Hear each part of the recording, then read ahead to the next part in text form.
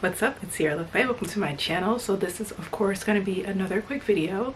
My last video I uploaded, I talked about what to do if you have heat damage and how to begin to correct it and reverse it. But with this video, I want to share with you guys some tips of how to stop heat damage before it even starts. I have quite a few tips, so don't want to ramble too much. Entonces, vamos a empezar. So the real truth is, to prevent heat damage happens way before the wash day process. You have to take steps and do practices in your daily life to help make sure your hair is strong enough to be able to handle heat, especially when you are trying to heat train your hair. And those practices throughout the week are going to be: how often are you moisturizing your hair?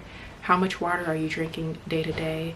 How much fruits and vegetables and just healthy eating are you doing? That's actually going to make quite a huge difference with preventing your hair from heat damage. I actually have some juice here that I'm trying to drink every day. This one has beets, carrots, apples, celery, and ginger. Nutrition is going to play one of the biggest roles in helping you to make sure that your hair is nourished and strengthened and able to handle heat training. And once we make it to the wash day process, it's vital that you do some type of pre-poo treatment. I recommend that you find out what your hair's porosity is to figure out what's going to be the best pre-poo treatment for you.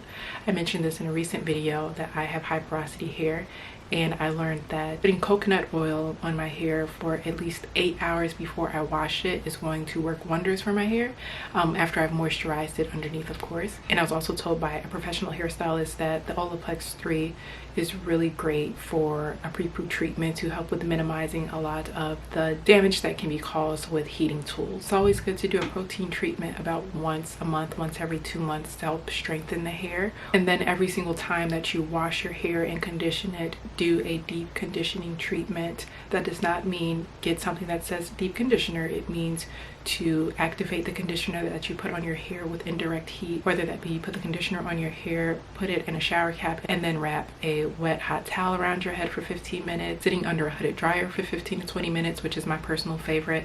They also have the ones that you hook up to your blow dryer and you can put it on your hair, which is great for travel. So that's a must. Always deep condition your hair, especially when you're going to put heat on it. But you want to make sure that your hair is balanced with deep conditioning treatments and protein treatments in order for it to help maintain its health. And if you want to take it a step further, I have always advocated for keratin treatment. If that's something that your hair likes, that's helped me loads with strengthening my hair and protecting my hair and helping it to retain its length. You can also do things like the demi-permanent dyes.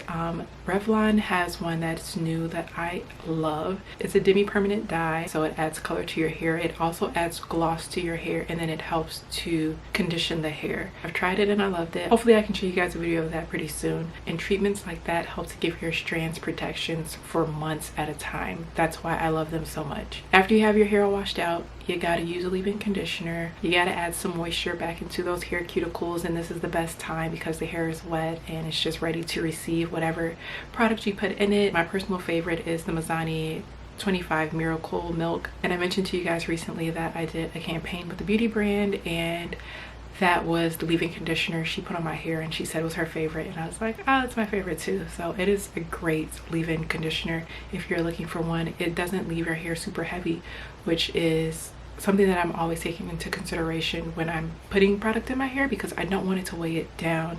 I still want my hair to be light and fluffy and flowy after I straighten it, but still make sure that it has been protected throughout the whole straightening process. And of course, if you don't do anything, get you a heat protectant spray. The one that I like the most, I don't see it on my table, so it's in my bag somewhere, but it's an argan oil heat protectant spray by Tymo that I get from Amazon. But I like that it gives my hair a little bit of a shine, but it protects my hair really well. The Chi Iron Guard spray is also a really good one. Get you a heat protectant spray, and with every section that you separate before you put the flat iron on it, spray that section. Don't just spray all around, which is, I make the mistake all the time of just spraying my whole head once and then flat ironing through.